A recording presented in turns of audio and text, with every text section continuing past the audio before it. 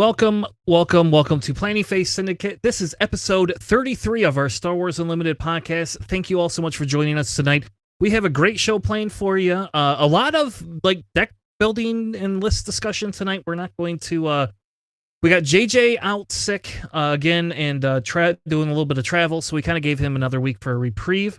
And so we decided to bring a special guest on, somebody you've probably heard of if you follow any of the tournament circuit, and somebody that we know from back in the Star Wars X-Wing days.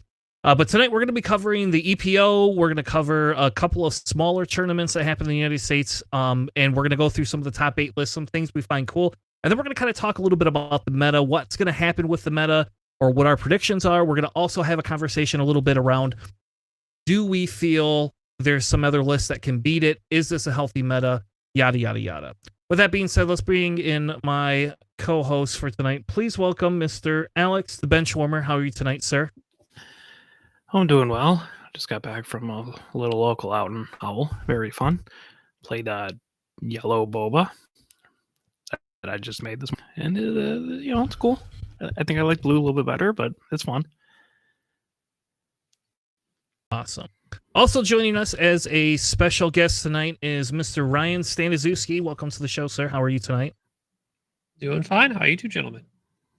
Good. I think we do all sorts of fun things hanging out with you. I haven't seen you. I don't think I've seen you since Worlds last World this year. This year Worlds, I guess, is technically what it's considered. Yeah, probably. Yeah. We need to fix that. I'll be on the other side of the state, Yeah. A little bit of a bear. Casual 3 hours ish. Yeah.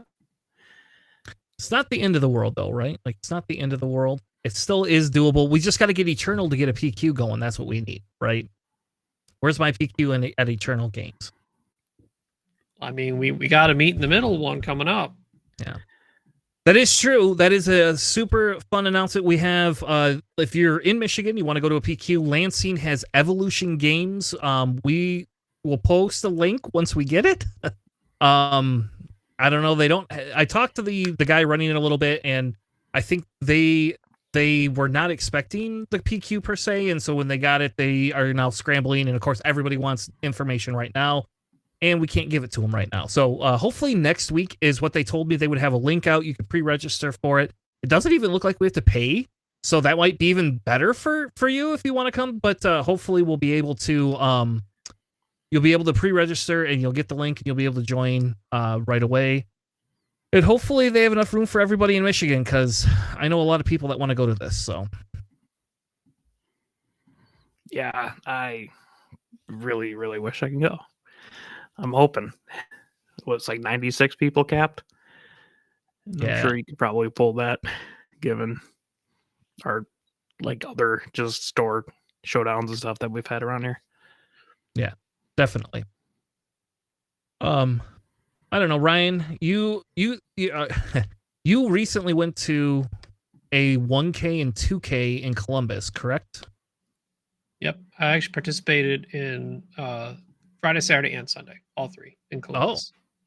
Oh, did you play a different list, or did they just tech against you because they were sick of seeing you in the top cut? I did play Django. I ended up losing 2 games kind of early, so my SOS was so low. I only lost 2 games out of the 6 in the 6 rounds on the Sunday, but they were so early that I dipped too far below into the submarine potential, basically. It's funny, my first round matchup, I looked on my way in and I saw John Tata again. I'm like, man, sure be funny if we got matched up round 1, just after doing the final, the simulated final from the Saturday 2K. And what do you know? We got our matchups in round 1 immediately. It was John Tata. So we have our all-time record currently is we're tied 2-2.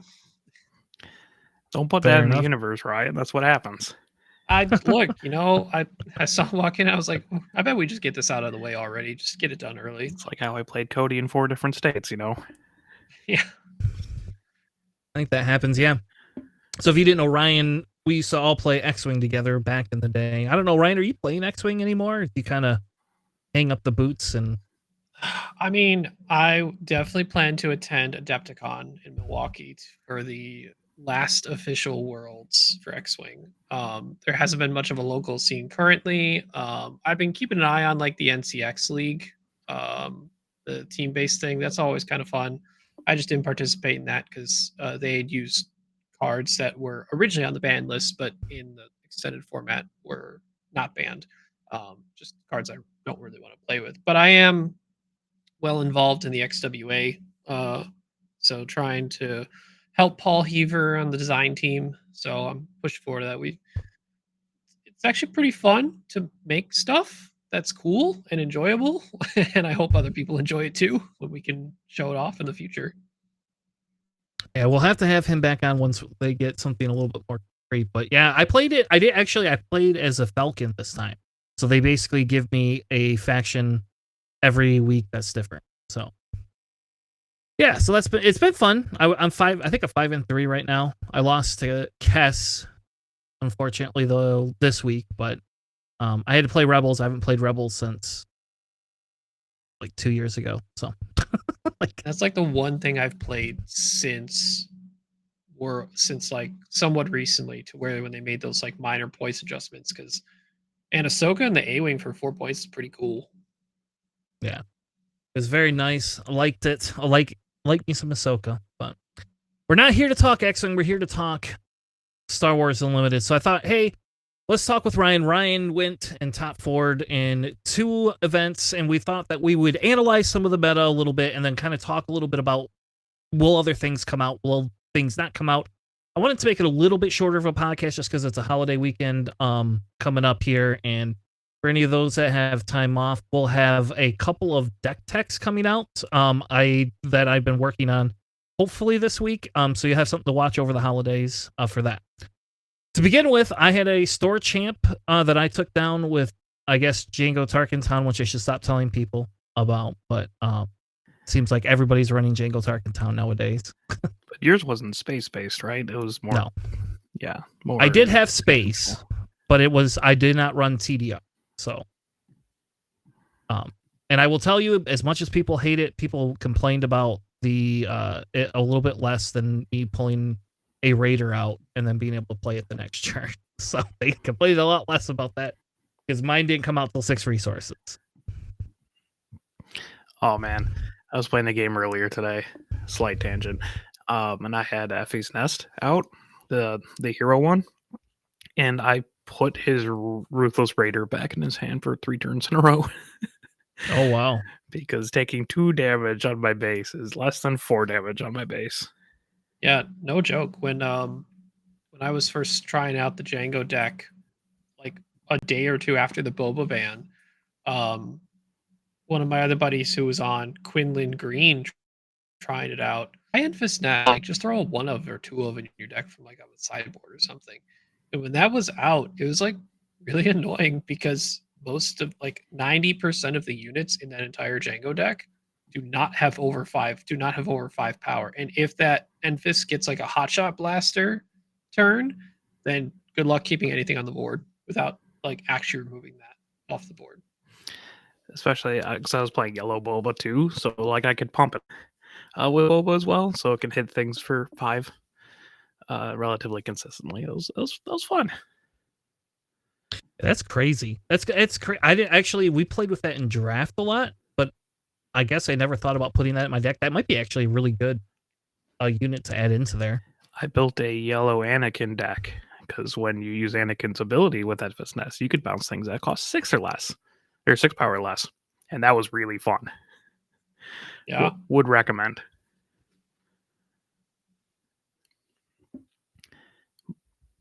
All right. Well, let's get into the UK EPO Expo and let's talk a little bit about some of the lists to begin with. And then what that will do is that'll kind of build us into, what's the meta, right? So I think the big thing that we see here, right? They had 201 players. So that's pretty big. I think that's bigger than anything that we've had outside of, I guess, if you include like 3 days of Gen Con together, right? Like 3 days of Gen Con technically is more, but outside of that, this is one of the larger tournaments. I don't think we've seen one this big yet, have we? Not that I'm aware of. No, it definitely seems like the largest Swiss I've seen of Swoop. Yeah. And can you imagine they only did a top 8 cut? That's crazy. Someone told me it's apparently in the rules that they don't go past top 8 for any cuts, like no matter how high it scales. I would double check the tournament and the unlimited official rules and regulations for that. But I recall mentioning it on a Discord. I'm like, man, I'm really surprised. Like X event didn't do a 16 or a 24 or whatever. Like his the TTI league as an example, they just announced like, oh yeah, we're doing a top 25 cut or top 24 cut because we have 100 players. And I'm like, man, top 8 for the UK seems really weird. Someone told me like, yeah, like by the rules, I think they're only doing top 8 at most. That's wild. Yeah, that's crazy. So I guess like you could lose one game and that's it. That's all you could lose if I did the math right. I think one person snuck in there with like a is it a 6-2 record? What it was?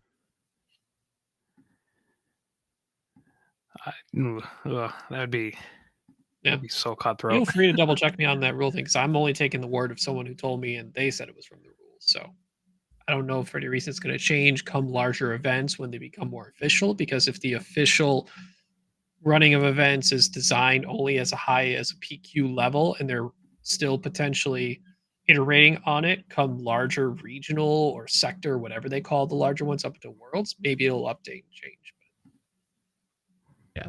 Well, we'll see. I think for now I'll consider the top 8. We could go look in there. I just know that that's what they're doing, and so I guess if you think about it, it's probably better off anyway, just because it gives us the ability to go home at that point.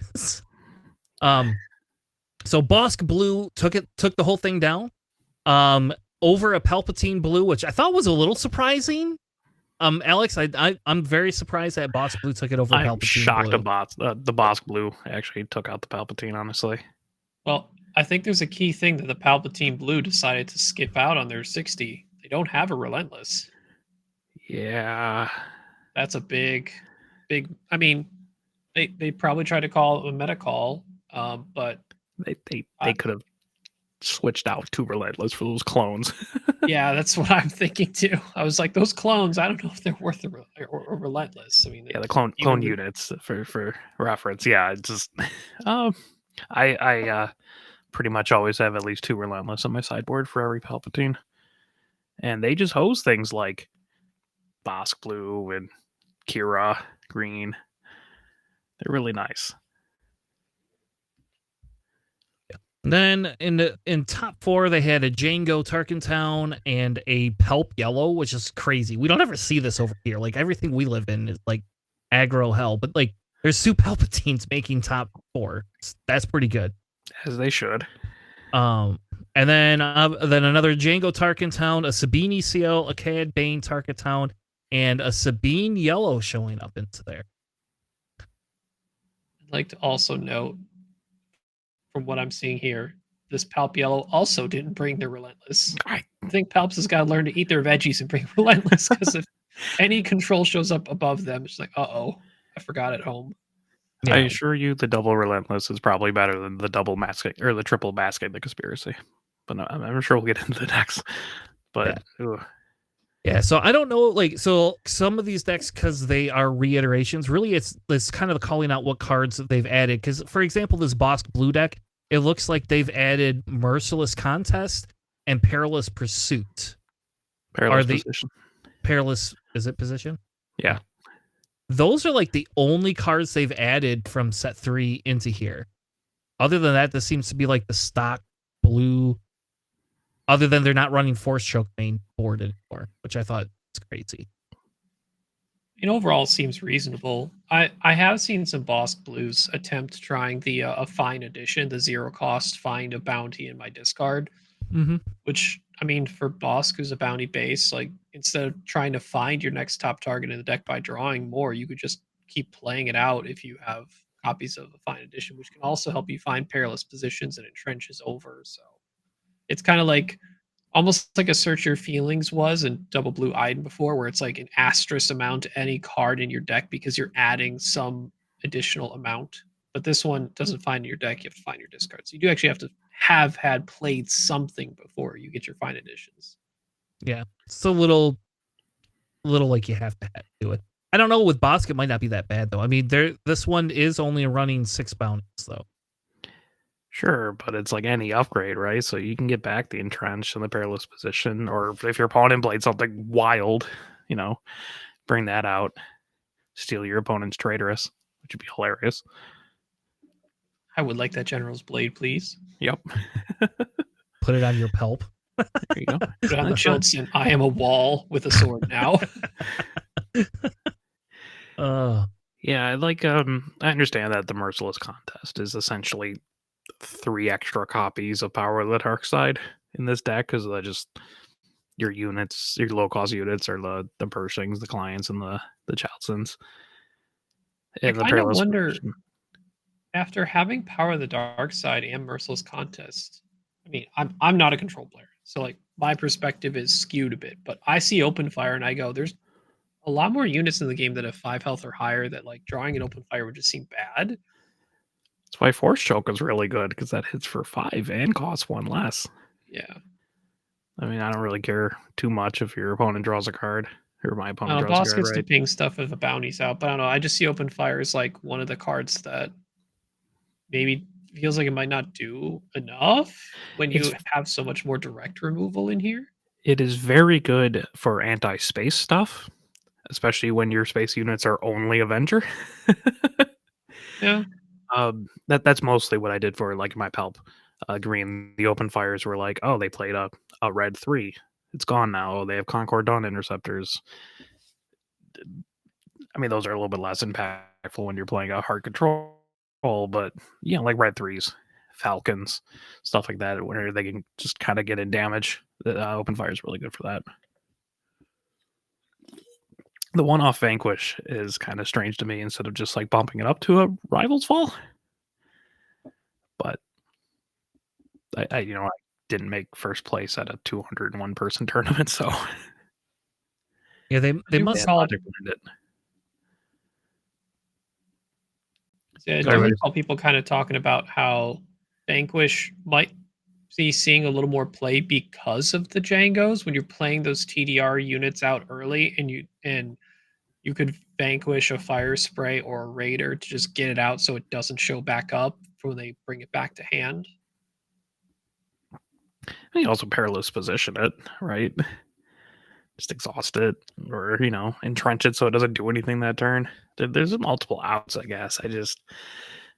It's weird to have one Vanquish and no Rivals Falls when you might as well just have like one Rivals Fall if you're going to do that, just in case something wild happens and their leader's out of control, like Anakin. Occasionally. Yeah, like I'd have 2 Open Fires and 1 Rivals Fall or something. I don't know. All right. Yeah. So that's the winning deck. Again, it's not that much different, I don't think, than what we've been seeing. Let's move on to the Pelt Blue. As already been pointed out, there's one Devastator in the whole list, which is crazy to me. And on top of only one Devastator, there is 0 Relentless in here. So the other thing is, so we talked about the Relentless already, but being that you only have 1 Devastator and 2 Avengers, I'd almost think, okay, like you can get those back with Palp's Return. There is no Palp's Return in this 60 either. Like I would have that in sideboard as well. Yeah. It's an interesting blue deck, right? Because you're not in set 3. They released a couple really solid, I would say, like 2-cost blue official units for your Emperor's Royal Guards, and this is just not running any of them. You just have the triple Yularen and then the double Client for your officials until you get to like Palpatine and Snoke. So it's a little bit weird because you don't have any other Sentinel early game either. So you're really relying on using your Power of the Dark Sides, your takedowns, and your resupplies, I guess, to try to ramp and get over. Yeah, you'd almost think with the villain blue package, you would think like the Calculating Magna Guard is so awesome. Mm-hmm. I would like if you're not running that many officials, that Sentinel's great, not only in early game, but to pull out from a Vader ambush too. Yep. Like I think the Calculated Magna Guards are just a solid card, 3-4 conditional Sentinel, but at least you have it when you drop it. I think like the wartime trade officials are pretty worth it. The 1/3s, they're officials. When they die, they create a battle droid. Palpatine usually likes the battle droids because you just toss it at something. Yeah, it's just kind of. I should probably go over the deck because we haven't really spoken too much about Palp Blues. Sure, go ahead. So it's this particular one has double Salacious Crumb, triple Inferno for triple Colonel Hilarion, triple Emerald Guard, triple Super Laser Tack, double Client, just one Blonde Starfighter. It's wild. You have no space. Triple Vader, double Reinforcement Walker, double Snoke, double Avenger, one Devastator, triple Power of the Dark Side, triple Resupply, triple Takedown, double Fell the Dragon, one Rivals Fall, triple Super Laser Blast, triple Perilous Position, double Traitorous, and then the side you have one Restock, triple Devotion, triple Make an Opening, one Rivals Fall, and two Clone. So it's like you got that Easy Valley in terms of like your curve, because you just have a bunch of small units, nothing in the middle, and a bunch of late game units, which is generally how I end up building a Palpatine deck because it feels good. Yeah, isn't that valley meant to be like, this is where I ramp? Yeah. Or like this turn I'm playing the Client and Emperor's Royal Guards. Deal with it. Or, usually that's your Overwhelming Barrage, which is not in this deck. Yep. That's either. Crazy, right? That's What? crazier than anything else. Yeah, holy crap. Yeah. So it's a little bit awkward with that kind of valley curve like that for Overwhelming Barrage. I do tend to resource it more than I end up playing it, but man, it comes in handy a lot.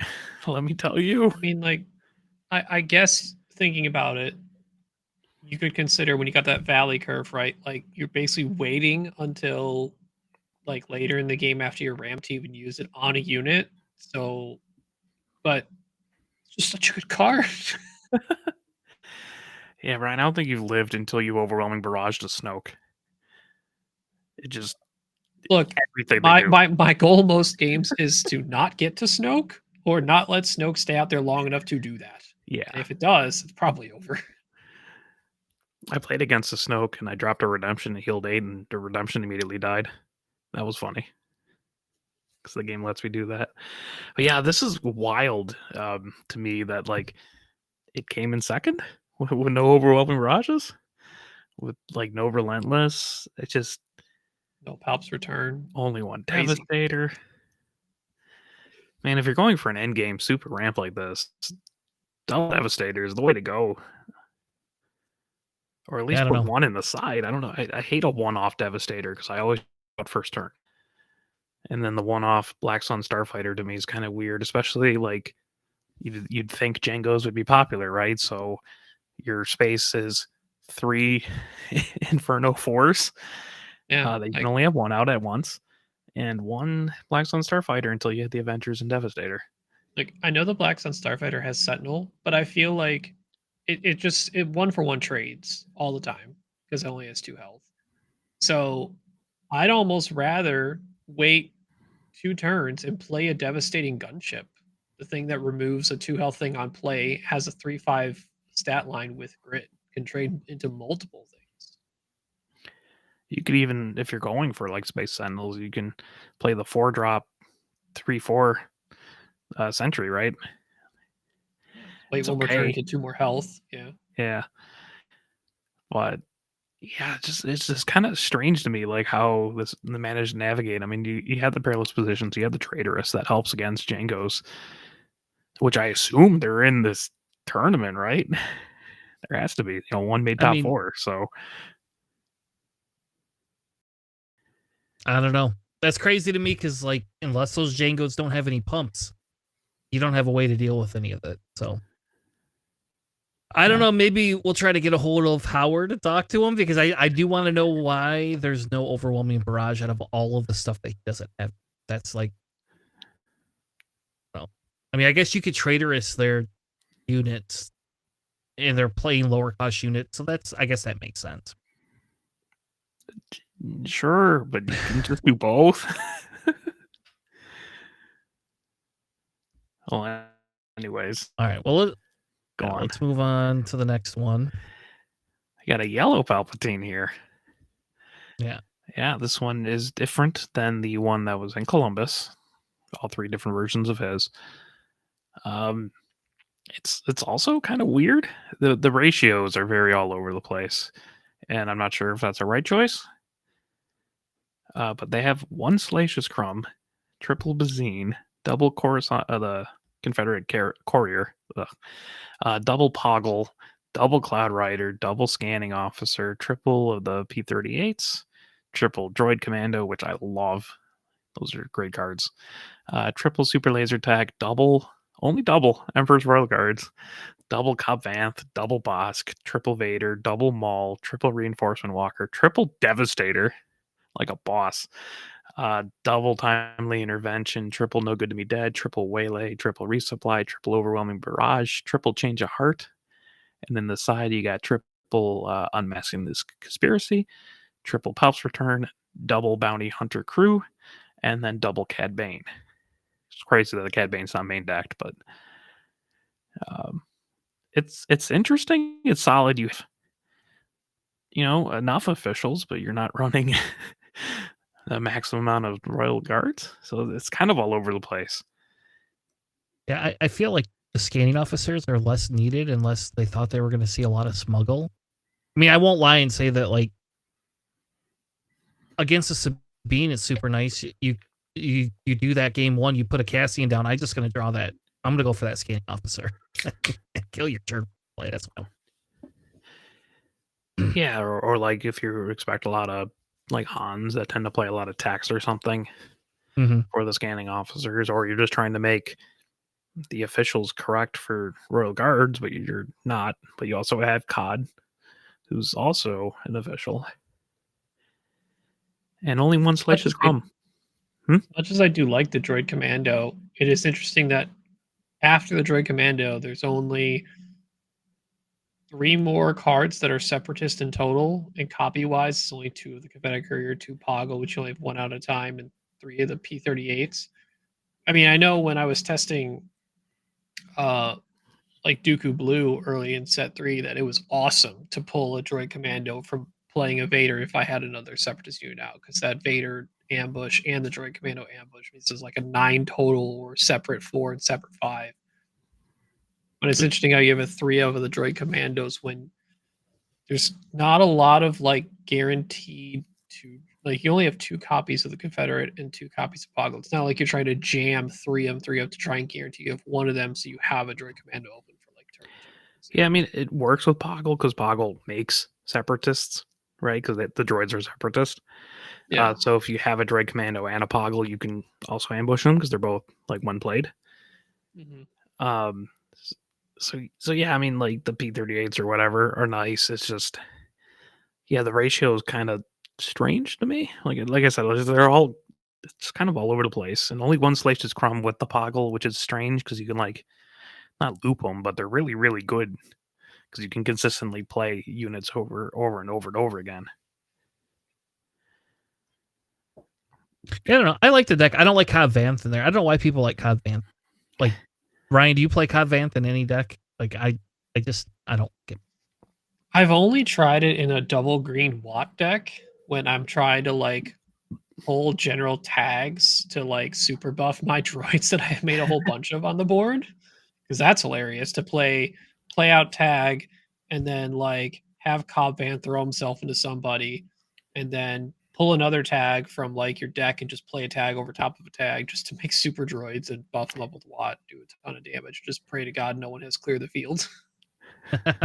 Nobody's running that card. Don't worry right now. Nobody's running that card. Honestly, token generation and token threats aren't that high right now in the first place. So there might be a spot, but it's hard to have aggro-ish with Watt when other aggro's still really strong with Django and Sabine. You do have 12 targets for Cobb, honestly, and it's not bad. Like Cobb, and you're just like, cool, I guess I'll play a Bazine for free, or like, hey, I got my Poggle, I can now get to play him. Yeah, they're actually very reasonable targets, right? The hand hate with Bazine, the Poggle for setting it back up, an ambush from the Cloud Rider. If you want to hit their resources with the scanning officer, they're actually solid. Yeah, like I kind of understood it. I don't think I would run Cop Banth in this, but I understand where he's going. If you had triple Royal Guards, two, Well, it's crazy to me to only run two in a Pelt deck. I mean, I guess the other thing is it does let you tutor your deck too, right? So like if you don't like your hands, you get him. It allows you to start circling through it, kind of like between him and Vader, you could probably circle through your whole deck in a game, like guaranteed. And worst comes to worst, you can always just Palpatine the Cobb Vanth to trigger him. I guess if they're not killing him or deciding to like lane dodge or something, I don't know.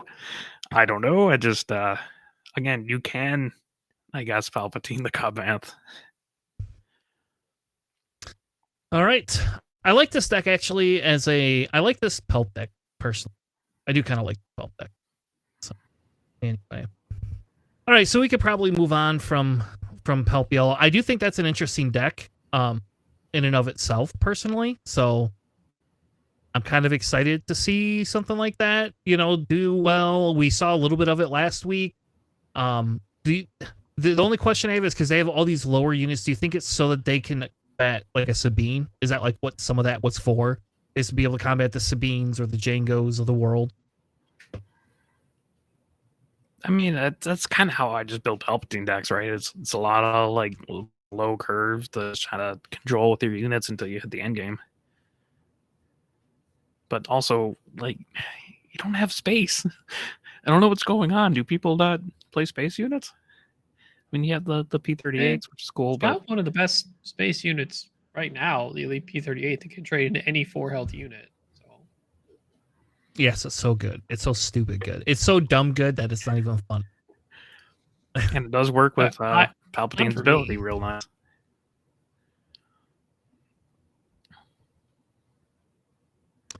All right. Well, let's move on to the next top 4 deck. Dave is running a Django Tarkin Town. This is a TDR version of it, and it's funny. I guess there's a guy when we did our Store Showdown this week. I asked the other guy playing Django Red if he was playing a TDR version. He's like, I don't know. I don't think so. And then he was like, oh yeah, you mean Triple Dark Raid? And I was like, yes. I was like, I don't know how else to distinguish them because I'm not running Triple Dark Raid at all.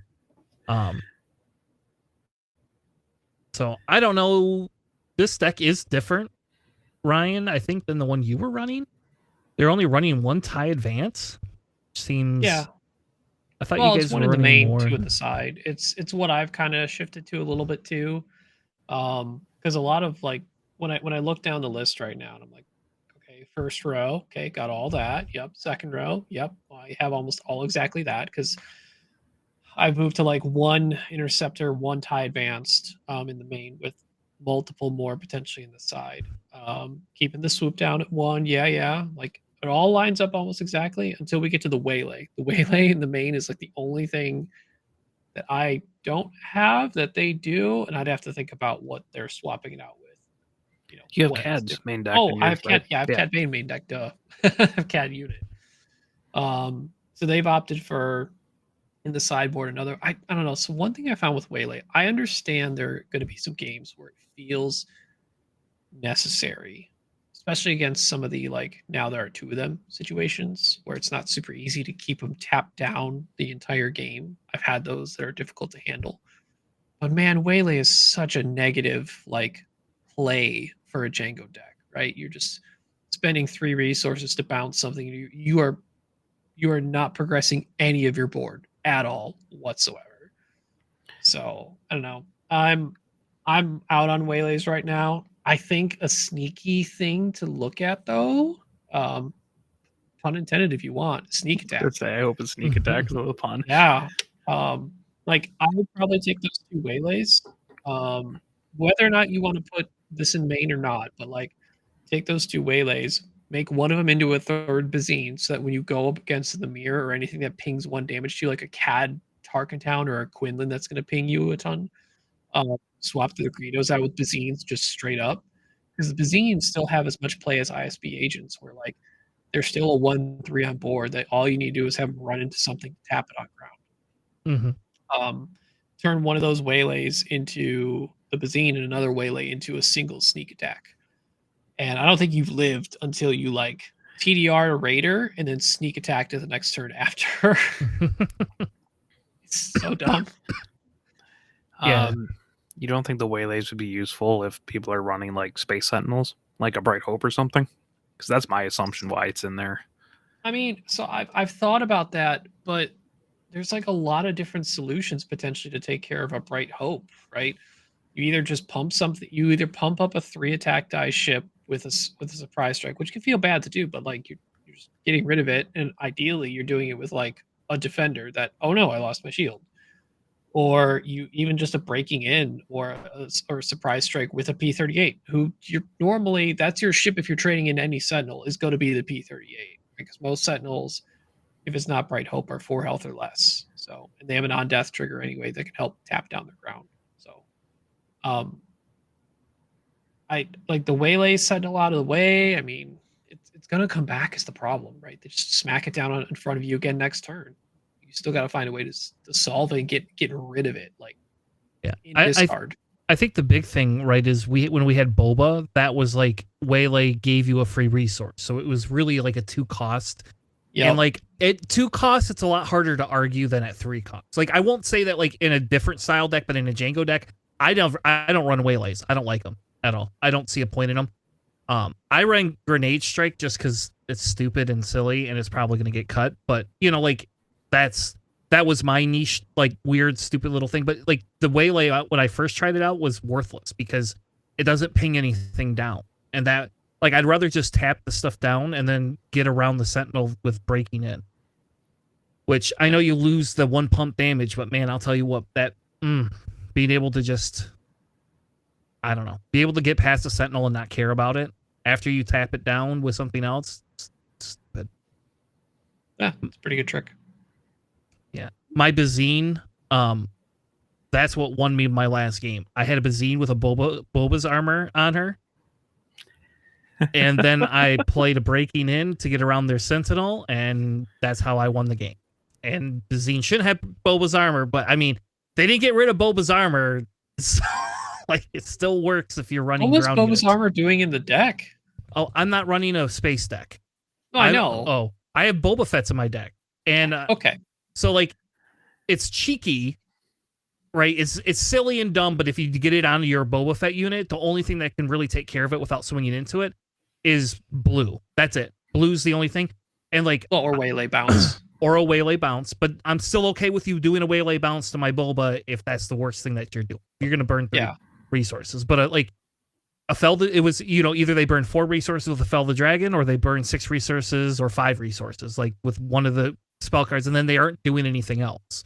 So as long as that's not my only unit now. But that and Grenade Strike were the 2 weird off-color, like offsuit type things that I threw in there that other people haven't been running. But I run Bobas, so you weren't tapping down people with Grenade Strike, were you? Nope.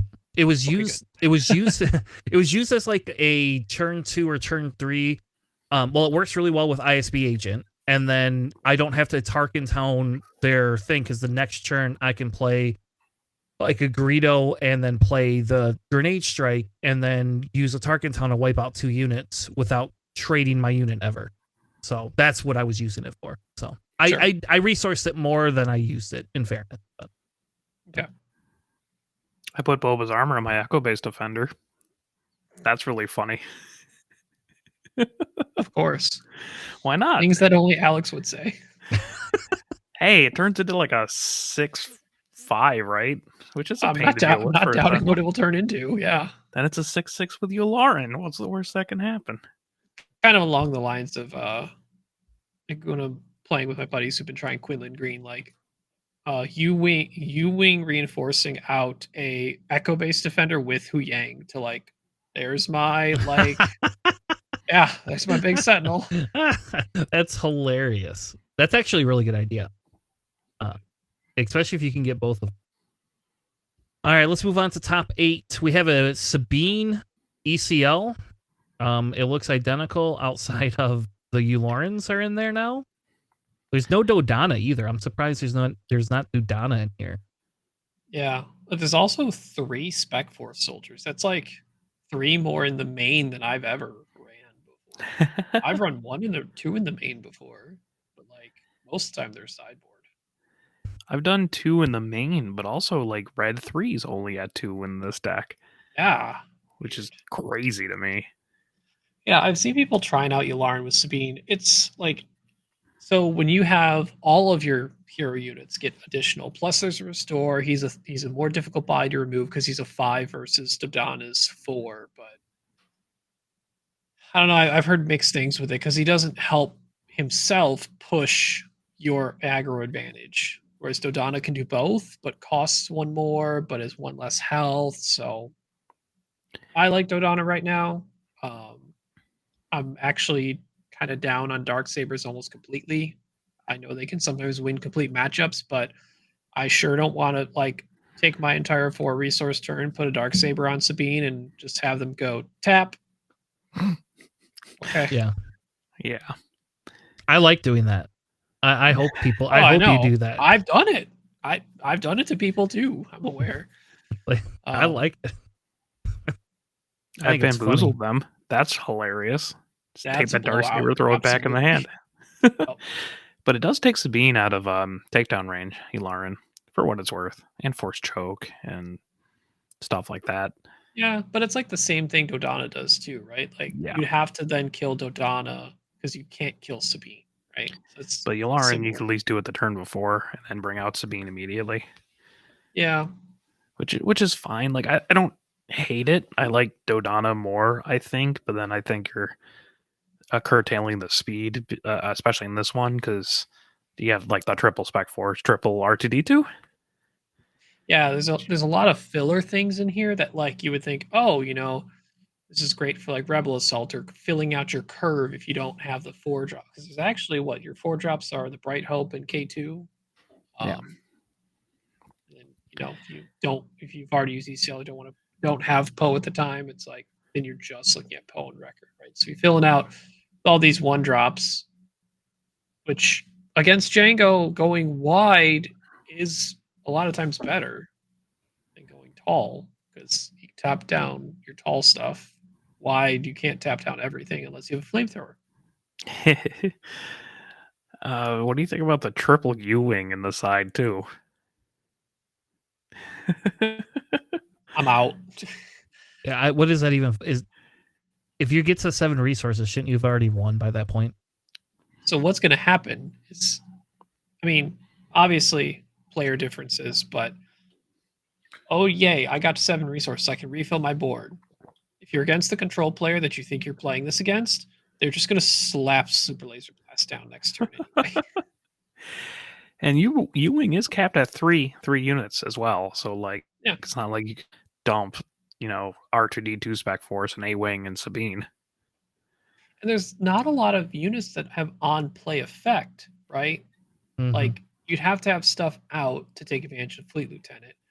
You only can really take advantage of the wing leader buffing someone up. But like everyone else is the only on play effect is Wrecker. You want to ideally ambush him. If you need to draw a card, I guess you can play an R2, filter a card from the U-wing, play the Bright Hope, bounce the R2 back to hand, draw the card, or what, I don't know. I think U-wing's too finicky. I think there's more important things to have on the side, like confiscates against the Bosks and all the bounties, or the General's Blade, which is really good in the Quinlins and other upgrades. The lightsabers for Anakin Blue we're seeing now. Yeah. Heroic Sacrifice, like there's not even any heroic sacs in here. No Adelphis either. The Adelphis are really good against like control as well because a 4/6 body is hard to remove and it can pump if you have initiative. Yeah, the Adelphis ruin my life usually because they're just like, well, that's just slightly too big for me to take care of efficiently. Turn. Yep. Oh, look, it's out of takedown range. Oh, but does it have enough attack power to fell the dragon? I don't like this anymore. Yeah. All What's right. interesting? It's yeah, it seems kind of weird. Like it seems to have progressed from like set 2, but maybe he's still my top 8, right, in a 200-person tournament. So he's doing something right. It just seems a little bit strange at first glance. I guess though I could see like if this lost to the Palps or the Bosks, I can see why, because it's missing some of the key pieces I would have at least in my side or main. that would help those matchups. Yeah, this seems much more manageable to deal with if I'm playing Palpatine. Some of the other ones in set 2. So the next top 8 looks like is another Tarkin Jango. It's another triple dark raid. This one actually has the sneak attacks though. And it main decks 1 Tri-Fighter. Which I'm is out. I know Jake Teal'c, he likes his Tri-Fighters in his Jango decks. That may be because he's one of my locals and I just, we have a lot of restore. But it's not a terrible choice, honestly. It seems like it's more of a sideboard card than it does main deck. Well, even on the sideboard, I'd rather have Wolf. Wolf is 1 cheaper and guaranteed can't heal for that entire turn. Whereas as soon as you kill the Tri-Fighter, you can heal as much as you want. Yeah. I think there's a KTOD video that was explaining it's like, hey, no, I'm literally choosing Wolf because it lasts the entire turn. I don't care about anything else. I already have enough space units. I don't need the 3/3. It's not doing anything. Yeah, turns out one of the best cards in the game for healing is called Vigilance. That can kill a 3 health unit and then heal anyway. Yeah. I'm gonna stop your healing. Vigilance says no. Yeah, I don't know. It's okay. I don't. Yeah, that's really the only big difference. It looks like they also have 2 of those tanks in their main deck. I don't know if you need 2 of those main deck. I've really contemplated trying to. They're a lot better than people give them credit for. Yeah, most of them I've seen run 1. I would personally run 2 just because 1, they're kind of an annoying ground threat, and 2, like you can exploit them out for cheaper, and they do 2 damage, so you can tap people down if you really need to. And it's also just like really more consistent with triple dark, right? That's the problem. If I like flip triple dark and I see my heavy pursuer tank, well, that's it. I'm not going for the rest of my game. I'm never going to get that because I'm not going to play that really often early triple dark. So it's just kind of. I'm always a fan of having 2 buffs more than a 1 off on a 51 card deck instead of a 50 card deck. It's fine. I don't know if you've lived until you've gotten a chance to surprise strike with a Persuader tank. 9 is a really big swing. What do you think about the triple Palpatine in the sideboard? I think that's a wild choice. What on earth? You know who else is running Palpatine in his sideboard? Yeah, but you're not running a triple dark raid deck. I just think Palpatine's good, and if you're going to get to that resource amount. Would you rather have, so as someone who has played a Jango that isn't TDR based, would you rather have Palpatine or the new Dooku with the exploit type ability? I would rather have the Palpatine. I have played the Dooku, and if I have a lot of like if I have a Raider out there, then Dooku is hands down the best thing you can have, period. But without that out there, if I don't have any other larger units, I don't want to exploit something as much. Whereas the Palp is just pretty much, if I get Palp down and I have all my other units, Palp's got the overwhelm, and he just wins. Like, he's only there for like control games. That's the only time I've ever actually used him. Like, I just sideboard him. I also have one of the cool fancy looking ones, so I like to play that too, just because it looks cool. But I found the Dooku, if you have enough units, is great, but if they can control your units, Dooku just is not as impactful. Unless you have a Ruthless Raider, I guess. Then it's super fun. That makes sense. Now, would you rather have Palpatine or Cad Bane unit? Cad Bane unit, and I run 2 Cad's Bane deck. Yep. Yeah, I think that's where you first figure out which one you like between the Palpatine and the Dooku. One could be played out earlier, but one has a guaranteed distribution of damage, right? And however you want, which is more flexible. But then you go back to, well, there's also this new Cad Bane unit that also just straight, like the capture effect as it is very tempo oriented as well, right?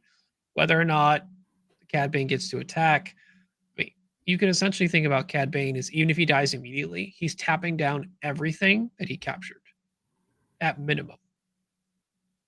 Yep.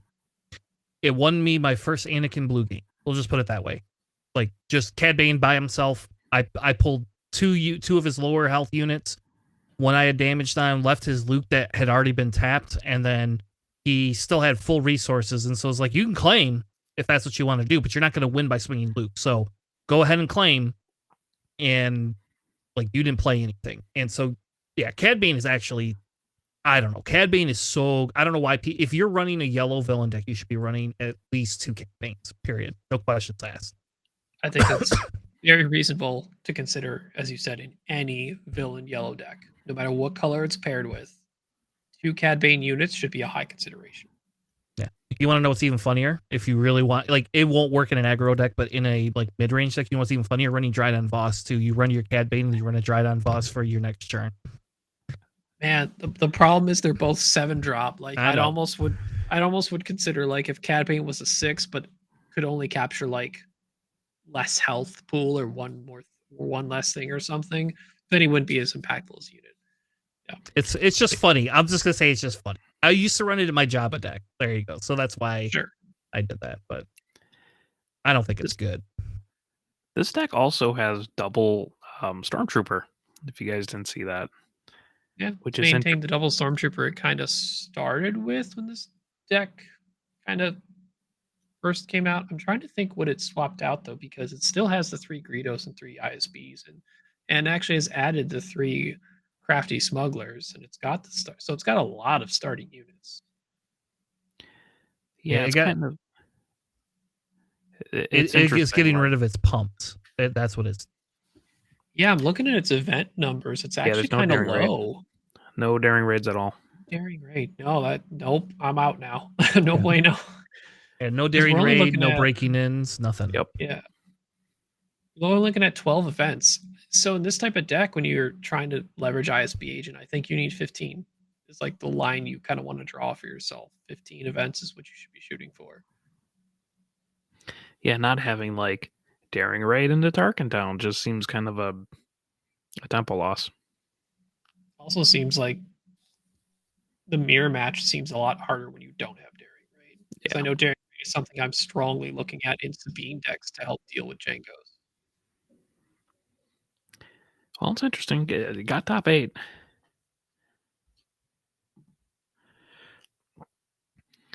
All right. Well, let's move on. We got Cad Bane Tarkentown. And I don't think this is the first time we've seen this show up. Like, I do think that this deck is like kind of morphed compared to what it was before. Notice they're only running 2 Bobas. I don't know why they're doing that so low, but they do. They have 3 Zuckuses and 3 Forloms.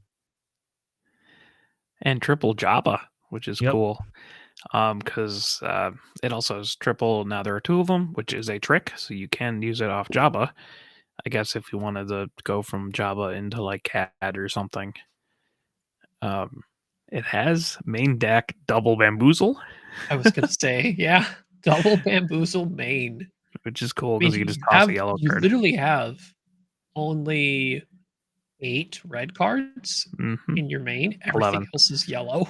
Oh no, sorry, the 3 Guavians. Yeah, but yeah, I mean when you're most of your deck is yellow, it does tend to work. You do 2 for 1 yourself, which feels bad.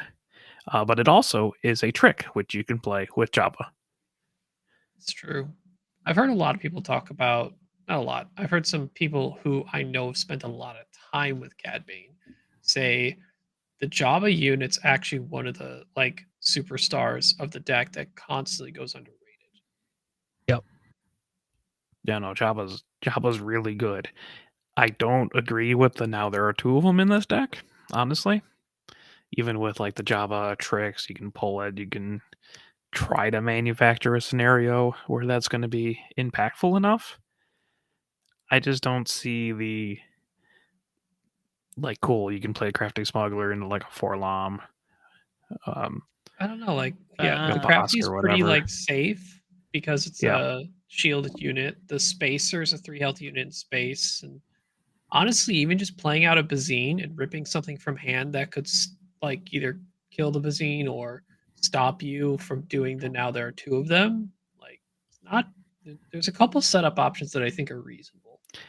I'm just not a fan of the card, I think, overall, because if you don't have it on like turn 1 or 2, it's just kind of a brick. Or like you can manufacture areas to do it. Go on, Tanner. Tell me why I'm wrong. I don't think it's bad to consider like because Java is really hard to remove off board.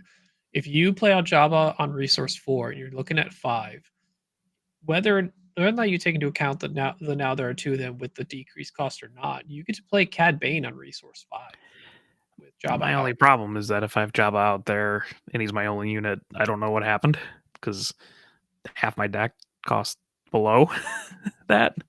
Trading, Tanner, keeping their board clear, right? I don't know. Yeah, the reason I say, at least in this deck, it hits everything except for your Ruthless Raider. And I think that's it. I think it hits every other unit, period. So you can use it to play any other unit. And like the punishing one too, I guess, because that's a vehicle. You can't do vehicles. Yeah, yep, you're right. Yep, sorry, you're right. You can't do vehicles.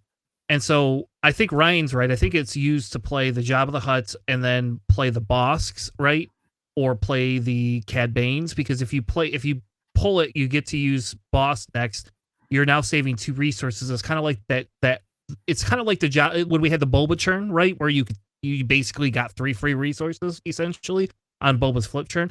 This allows you to do that on Cad's churn or any other churn, and it allows you to play like another unit like that Cartel Spacer after you play then there are 2 of them, kind of tap things down. I like it in this deck specifically because my guess is that they're using these. When I played against Cad Bane at the PQ, they were using it to trade into units on the bottom end, and then they just once they hit those bounty hunters, then it was just go all force. I will say the one thing that's weird for me is there is 0 fire sprays at all, and there is 0 crate dragons in here. So like they don't have like a lot of high top end at all. I don't think we normally see the fire sprays. I think the Ruthless Raiders are fine for that 6 drop, but the crate dragon is probably an interesting sideboard option. Yeah, it's for. I do like the 0 the Hut though sideboard. I think that's a really sneaky anti ramp or control, because if that thing sticks on board, which it's Hut health, the 2/8. If it just gets to attack, it's tapping down resources, which can really mess with people's like plays they want to play out for a turn. Or you hotshot blaster it. Yeah, I was gonna say, and you can hotshot blaster and bring it up to 4. And then now it's a 4. Still can't be Pel the Dragon, yeah. That's great. That's actually the best thing about that whole thing. Yeah, I was talking to. Go on. I was gonna say I run 2 zeros in my deck too. So, but I use it more for that 5 drop to tap somebody down to be able to get multiple taps without having to ping them. Yeah, I was talking to one of my buddies about like, hey, Jabba the Hutt can pull, now there are 2 of them, and then also play like 0 off of that if you really needed to. You can get some kind of fun stuff going on. Honestly, if you can, now there are 2 of them 0, and not like, I know Bosk and Zuckus are kind of the 5 drops on turn 2 that are like these are the cool ones to do, right? Big 6/6 health or big ambush 4/5 Bosk, right? 0 could have just as strong of an impact as an early play, because the tap down, and then from turn 3 on, if 0's attacking, it's tapping down one of your resources every turn. You ever sneak attack to 0 out and just tapped out 2 of their resources? Because you can do that with the sideboard in here. For 4 resources, it doesn't sound bad if you lose half of them. Yeah. So, it's kind of a tangent off of this. Is Underworld the strongest trait in the game right now? Oh man, Rebels are still really strong. Rebels are strong, yeah. And so are like Force. Force has some good. Force's like main payoff is Force Throw, right? Like that's it. No, you got like Jedi good card, mind you. And Jedi lightsaber. Yeah, you're right. I think Underworld is a little bit railroaded into a particular couple of colors, where like definitely yellow. Yeah, well, Force is more for multiple colors, and you can work things around it. I do think it's probably one of though personally. Like I think it is more so than Rebels because of the variety of leaders that you can utilize the package with. And yes, it is still set to specifically that villain yellow, but I don't know. Like I really like it, and more so because I played Afra, like an Afra build with Underworld, and like it did decent. Like, which is show you because like I don't know how good Afra really genuinely is, but I didn't have like the same issue. So like just the package itself worked out very well for her. Yeah, like I've been kind of floating around like what's because for mono yellow, like cunning is an extremely good card. We know this. Right now, the main double yellow deck, I would say, is Han 1, right? Yep. What's the villain one? And I've been like messing with like what's Asajj look like? And every time I go to Asajj, it's like probably should just bring the Underworld package with her because it's just it like a lot of stuff works really well with it, and some of the stuff is event based, which she wants to do events with and whatnot. It's just like kind of not railroaded, like it's just like inevitably in the villain side. If you're villain yellow, you're probably bringing a strong amount of Underworld. Yeah, I don't think like Cad Bane is terribly bad in like a mono yellow package. Again, mostly just because of the Underworld stuff. But yeah, like it got really hit pretty hard with Boba Fett going, and no one's gonna build like a mono yellow Thrawn deck. So yeah, I mean I think Cad is probably the best for that. I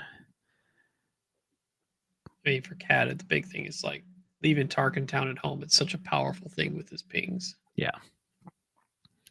Yeah, I like Cad Red, honestly. All right. Let's move on to the last one that we have for this series, and then we'll kind of get into some other decks maybe a little bit here. This is Sabine Yellow. A little bit different of a take. I know Rebel Resource has been super high on Sabine Yellow. We saw a little bit of it for a little while at the end of set 1. And I saw it a few times in set 2, but it didn't seem to pop, at least in our area, it didn't seem to pop up as much. But now with some additions, it's kind of come back. And from my understanding, this deck is designed to essentially like be like an ultra aggro deck. Like it's supposed to hit faster and harder than Sabine Green. That's what I'm told. So I don't know. I don't. I've never played this deck, so I don't know a lot about it. And my Ahsoka deck that I've been playing around with for yellow has a little bit higher of a curve than this does. Like this one tops out at 4. Like your highest cost reach is 4. Yeah, it's super low to the ground. But the weird thing is it tops out at 4, but it has no ones. Like there's no cartel turncoat or R2D2 set 1 unit or things like that. Or Spec Force soldiers. It has clear the field, which I'd be curious why that was brought. Probably just in case they run like a ton of tokens. I guess. I mean, it's a sideboard thing. Like the 3 sideboard Ketsus, I'm not sure what that's targeting really either. Sabine Dark Sabers? You can't take that Dark Saber with Ketsu. Costs too Has much. to be a non-unique, isn't it? Then I don't know what you would be using it for. Nothing. I mean, one is Saboteur, so that's not too bad. Yeah, absolutely. But and just normally, if I'm an aggro deck, like especially in the hero side with Sabine, I kind of want a larger health pool, and just like a Rebel Pathfinder would kind of be what I'd go for in that spot. Because then it can even trade into like the nice thing I like about Rebel Pathfinders, it can go into like a Village Protector, kill it, and still live and kind of clear the way for my other units. Yeah, and they're running Fleet Lieutenants here.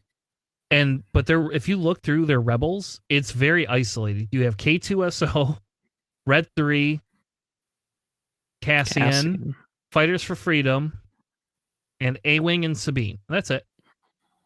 That feels a little bad. They were willing to go high on the amount of fleet lieutenants, but only one wing leader in the board. Yeah, this seems like a more janky version of my like red Fennec deck, which shouldn't be a thing. I mean, it's just made top 8, which is cool. Congratulations to Daniel Jackson, who's in Star Wars instead of Stargate. But I I don't know. I get it, but I kind of don't. I played a yellow Sabine and Columbus, and that did have like the cartel spacers and all that kind of stuff. I mean, this one just seems kind of, if it gets stonewalled really early, it just can't catch up. Yeah, But I don't know. like, I've not never opposed to played yellow this. Sabine. I've never Yeah, played this, so this is not the way I have my Ahsoka deck. So Yeah, it's like its biggest play is like a sneak attack K2. But even then, right. like there's no heroic sacrifice to go even bigger on that, which is like something I'd bring instead of the clear the fields on the side. yep. I'm not opposed to the idea of yellow Sabine by any means. It just kind of seems less good. Or like this deck's, why is every deck, are we just wrong at evaluating? Like every deck that we saw just seems like this is a little bit strange, isn't it? Well, I think it's okay to have questions. I mean, so as we've said clearly, these players did well. Um, I don't think it's twofold or two sides to it. Just because you did good doesn't mean all your decisions were correct. But at the same time, um, like some things were successful for a reason. So if we're questioning something, it's because we're not familiar why it was successful, right? And how you leveraged those things. So it's an unknown for us currently because what we're used to is something different. Um, we or you, the viewer or player, can be wrong. We can all be wrong in some capacity. That's the beauty of all of this. We can all be wrong. Not all of us are. Only some of us can be right, but most of the time we're all wrong. I don't I know. blame Europe in general. Yeah, That's what I'm it's going to a go with. Europe thing. Thanks, Alec. Way to isolate all the European viewers. That'll show them. I don't know. I still think this looks like a fun deck. It's not my style, really. It's a little. It's really not my style. Let's move on to Yeah. Pastimes, because I like Pastimes. They're one of my favorite stores that are not in Michigan. So, I've been going there ever since Destiny. How about that? Just crazy, traveling all the way there for Destiny stuff. Makes me feel. So they had a win a case tournament. Their Yoda killer, who also was in the top 8 for the PQ that was there a couple months ago, or a month ago now. I don't know. Time flies. Anyways, he actually won the whole event with CAD Tarkentown, and he was running Boba Red, so I don't think it's that much of a switch for him. So we do see the second place coming in as Anakin Blue. I think there's a conversation a little bit around that because that's been popping up. And I will say, as a Django player, the Anakin Blue had given me more trouble than some of the other stuff had. And maybe it's because I'm not running the space package the same way. I don't know. That was my hardest matchup so far. Then top 4 was ECL Sabine and Bosk Blue again, and then we had an Iden Green showing up, which that's cool. Like that's nice to see an Iden Green show up. A Ray Red, another Django Tarkentown, a Sabine Green, and then an Obi Green. Which, by the way, I got the deck. We're gonna look at the deck because I was very surprised that we had an Obi-Wan make top 4, and then he dropped. He didn't want. I don't know why he dropped. Like I wouldn't have dropped if I were him because I would just want to be like, look at my deck, somebody. So maybe we've been too down on Obi-Wan, but this is the Yoda Killers first place, Tarkin Town, Cad Bane. This looks closer to what I think we've been seeing. I could be incorrect on that, but this looks a lot more like what we had been seeing. Still running the now there are 2 of them and running that Jabba pull. Also running shoot first, it looks like. So you could pull shoot first too. I didn't know that was a trick. Yep. But no Yeah, surprise so cool. strikes in here. Yeah, going a little less on the pumps and more just playing things out.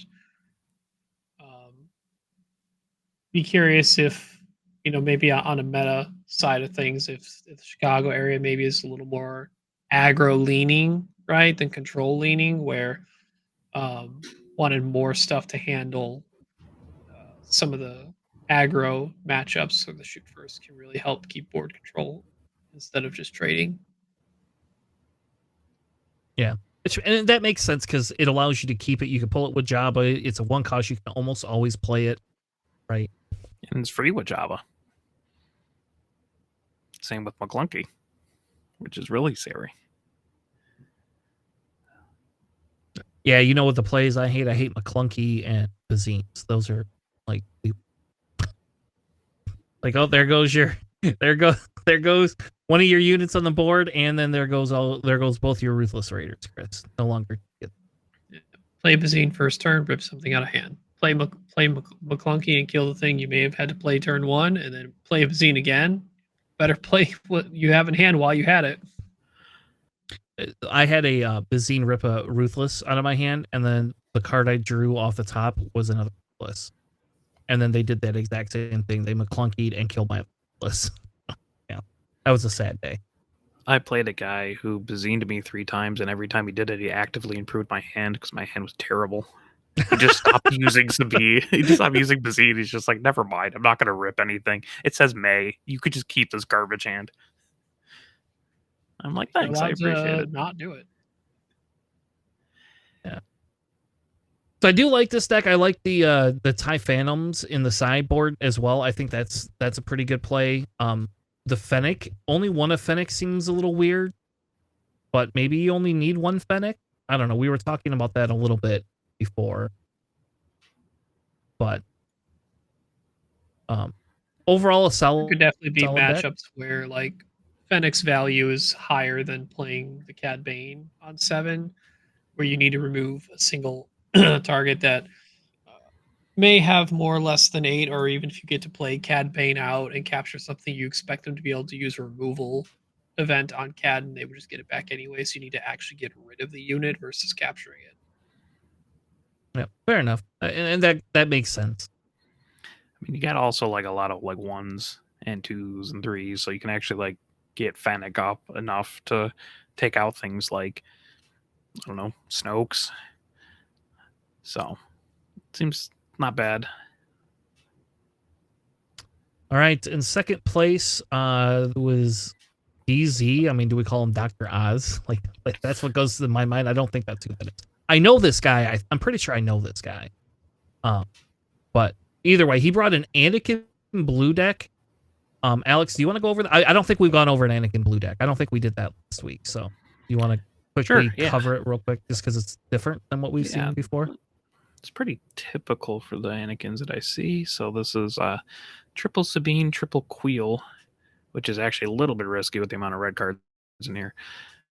Triple Sabine, triple Queel, double A-Wing, 1 Anakin's Interceptor, triple Yoda, triple Village Protector, double Concord Dawn Interceptors, double Cassian, double Red 3, double Kanan, double Razor Crest, double Poe, double Obi-Wan, triple Luke, triple Force Throw, 1 Daring Raid, 2 Takedown, 2 Bravado, 1 Rival's Fall, triple Jedi Lightsaber, triple Perilous Position.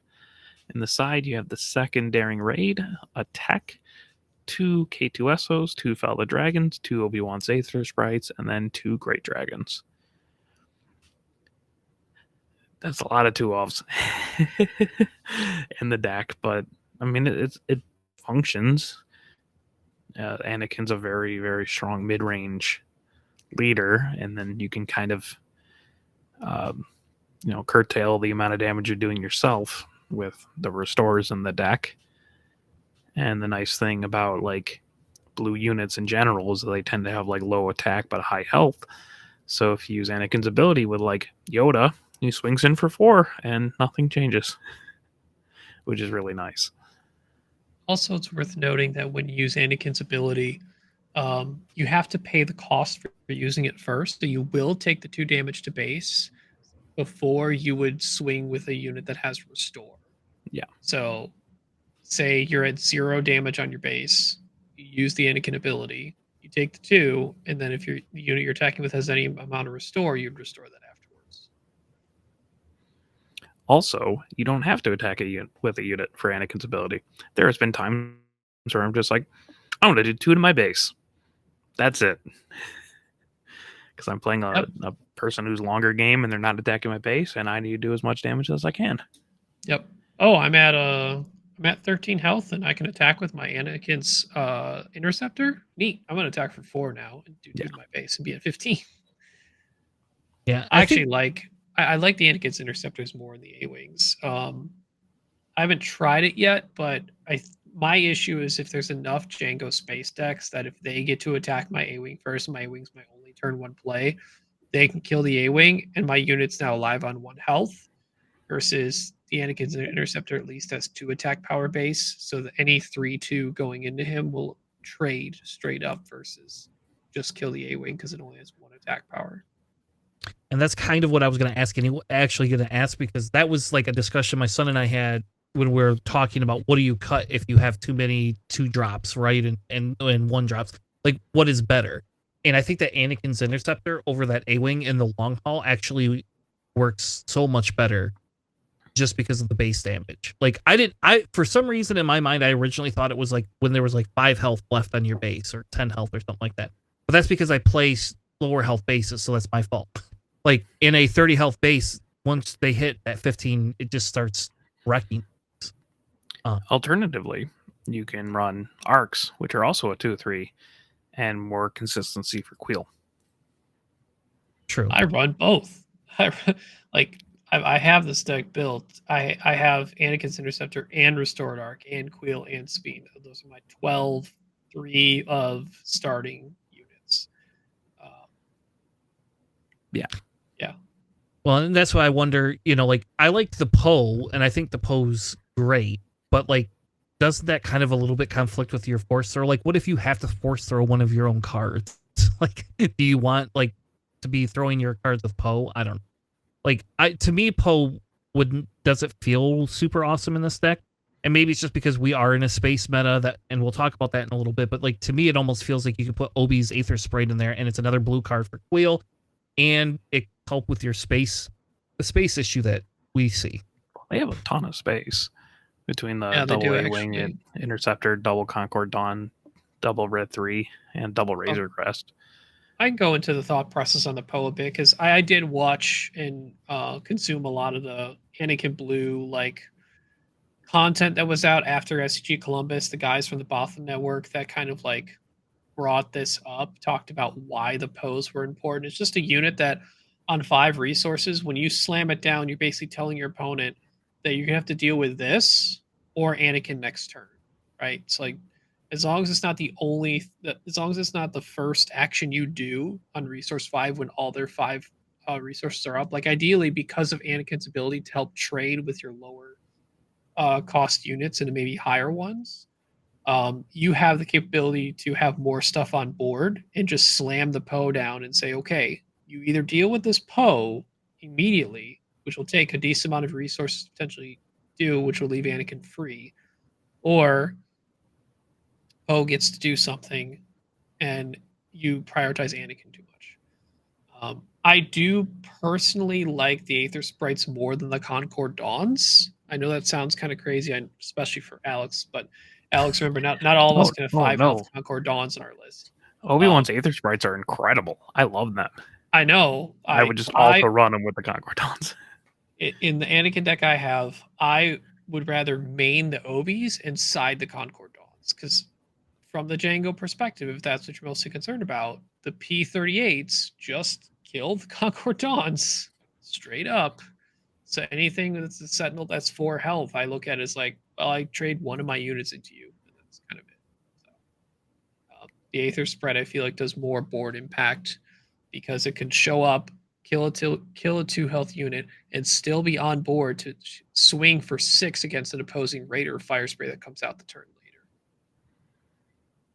It makes sense. And with Anakin can actually do things like take down 8 health ships, like Avengers. Yeah, it gets to kill the Avenger. So cool. Or Relentless that no one ever runs.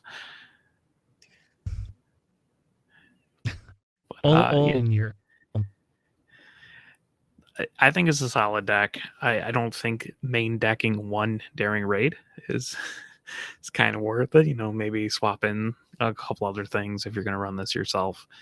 It just seems like a lot of 2-ofs. I'm not sure how much.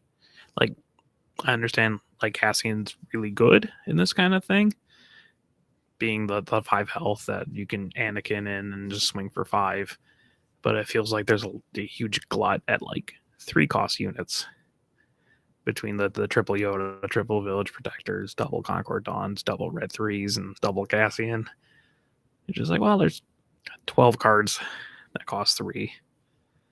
And some of like they're impactful, but I don't know. Yeah, I think the Concords are the least impactful out of all of them in the main. Just because the Cassian has some late game push against control decks. The Red 3 changes the attack math even further with Anakin's ability on top of that. The Village Protectors help protect Anakin's flip turn. And Yoda with the 4 health with 4 attack power with Anakin helps trade, and basically the Restore 2 just negates the Anakin's consequences for that. And you draw a card. And you draw a card if Yoda dies. Yeah. Great. And Force Throw. It's true. So the first, I had to play a very similar deck this weekend too against it with the Django. In the first game, I forgot about the Force on the Yoda like, just completely, and they play Yoda, and they got 1 resource. I was like, oh, they ain't got nothing else, and then they force through, and I was like, damn it. And then the next turn they pillaged, and so then that ruined that. I lost that game. But like the last game, they put a Yoda down. I just killed it right away. I was like, nope, you can. I'll just 4-lom into this, and you can have a card. And bomb our life. My 4-lom's still gonna live. Yep. A lot of times with any blue-red deck for hero, if I see a force unit, I'm like, that thing's probably gonna die. Just get it out. Get rid of it. This player didn't run pillage, and I'm kind of iffy on pillage myself because I like the idea of having K2. It seems to be like the choice is like either have K2 or pillage. The overwhelm and having another 4 attack power unit to potentially bring in a board, I really like, because Kanan being the only thing that I can put down before Han 1's flip turn to threaten killing him if he shows up. I think that matters a lot because Anakin can straight lose the Han 1 yellow matchup if he gets DJ'd. So you have to try and find a way to threaten Han flipping to get to that DJ, or find ways to make him spend resources so they can't DJ that turn. Makes sense. All right, let's look at this OB list. I don't know. Like, I guess I think we were all down on OB, but this is an OB ECL list, so it's a green blue hero package. Like, and again, I think why would you just not run Luke? And they also have that weird Tachi, or however you say that, Royal Guard attaché. Yeah, like which is like kind of built for Obi-Wan, because he's 2/5, does 2 damage to himself when played, and just heal him. Again, I don't know. I've messed around a little bit with green Obi-Wan actually, and I played a local earlier today that was running a green Obi-Wan. I think green blue hero is a very strong package in general, just coming from Boba, and I know one of our locals, Phil's been doing, like, he got the top 8 with that green Luke deck. So what I see, like, I've actually seen someone, I do not remember which person, but he made a Obi-Wan green deck that had like the triple Recon in there, like this one, and that's really cool. So yeah, this one is just the triple Royal Guard attaché, triple Val, which is awesome, triple Battle Green, triple Hu Yang, double Village Protector, double Concord Dawn Interceptors, triple Kanan, double Rey, double Obi-Wan Aether Sprite, double Ayla, triple Recon, triple Luke, double Redemption, triple Resupply, and double Hello There, double Takedown, double The Horses With Me, 1 Vel the Dragon, double Perilous Position, and double General's Blade. Kills me that that's not at 3, but I get it. And then the side you got double Confiscate, 1 I Have the High Ground, double Bright Hope, 1 more Fel the Dragon, double Ki-Adi-Mundi, and double Rivals Fall, which is a pretty solid side deck. But yeah, that's just yeah, it's just it's an efficiency thing, right? So you have General's Blade that can go on like Hu Yang or Kanan or Rey or whatever, and just start putting units down. If you have the coordinate for Ayla, you can ECL her out, which is very strong. She just take the damage back, and she hits for 6. Obi-Wan, leader, just the flip turn and attach General's Blade is just such a massive your opponent has to deal with, being a 7/10 Sentinel that makes your units cost 2 less. It's really interesting. I like the Val too, just because it's the 2/4 for 2 that you can heal with Obi-Wan's ability or heal whatever you do the damage to and just get some experience, which is pretty cool. Needs more Sentinels though, Clearly. Well, you just wait till you're 6 resources and you bring General Recon out and everything. Yeah, it only has 6 plus Recon. What's up with that now? But it's cool. Ray constantly healing people too. It's a little bit underrated. I like the deck. I will probably get around to building like a green Obi-Wan. It's going to be a little bit different than this. I do like my Ewing reinforcements as well. I'm a little bit down on Hello there, but I mean it seems solid. I do think what's worth noting about Obi is between the Django's, the Cad Banes, and Quinlan Vosses, we're seeing a high uptick in this ping damage and Tarkentown usage. And Obi's like I don't know if I can actually say it's a direct counter. It's a literal direct counter to ping damage. Yeah, like if they ping you, Obi says, I heal it. And you don't get to Tarkentown my turn 1 play. If I ping you and you still get tapped down with Django, but yeah, a lot of the early Tarkentowns just can't happen against Obi. So really the attache, the Royal Guard guy is the only one because he would still be damaged even if he gets pinged and then Obi heals him and then they target down anyway. But oh no, yeah, there's a lot of things that potentially open up for Obi's usage with that healing of the ping on his leader side and his flip turn side too. So a lot of the advantages other decks would get, getting a whole board presence turn more than their opponent because of the early Tarkentown play, just doesn't exist against Obi.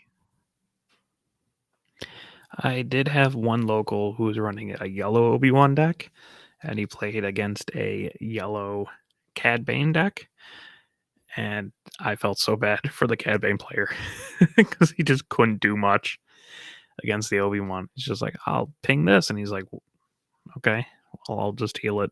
That was fun. Yeah, I mean, I like Obi-Wan. Just the Sentinel is really good on 6. And then General's Blade is very nice.